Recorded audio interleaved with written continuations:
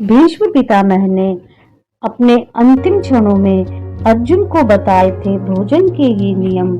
महाभारत युद्ध में भीष्म पितामह जब वाणों की सरसैया पर लेटे थे, तब उन्होंने अपनी मृत्यु से पहले अर्जुन को कई महत्वपूर्ण बातें बताई थी, जिनमें जीवन का सार निहित था। नमस्कार दोस्तों, मधु सरस चैनल पर आपका स्वागत है। महाभारत युद्ध में भीष्म पितामह की अहम भूमिका थी।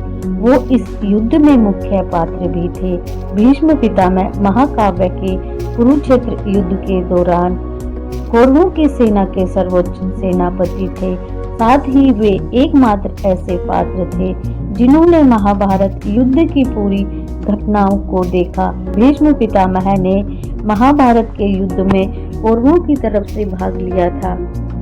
18 दिन तक चले महाभारत के युद्ध में भीष्म पितामह 10 दिन में ही युद्ध के दौरान अर्जुन के वाणों की सरसैया पर आ गए, लेकिन उन्होंने अपना शरीर नहीं त्यागा, क्योंकि वे सूर्य के उत्तरायण होने पर ही शरीर त्यागना चाहते थे। इस तरह से भीष्म पितामह पूरे 58 दिनों तक मृत्युशैया पर रहकर माघ शुक्ल पक्ष में सूर्य के उत्तरायण होने के बाद अपने शरीर का त्याग किया।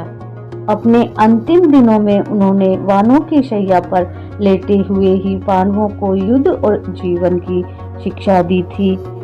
खास तौर पर 5 पांडवों में सबसे प्रिय अर्जुन को भोजन के संबंध में महत्वपूर्ण ज्ञान दिया था।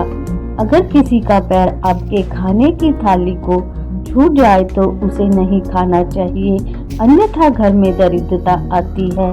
भीष्म पितामह के अनुसार पति पत्नी को एक ही थाली में भोजन नहीं करना चाहिए। ऐसे भोजन को नशीला भोजन माना जाता है। जिस घर में लोग एक साथ बैठकर खाना नहीं खाते, वहां तनाव और कलेश रहता है। भीष्म पितामह का कहना था कि खाना हमेशा जमीन पर बैठकर करना चाहिए। भोजन को कभी भी बीच में छोड़कर नहीं उठना चाहिए, इससे भोजन का अपमान होता है।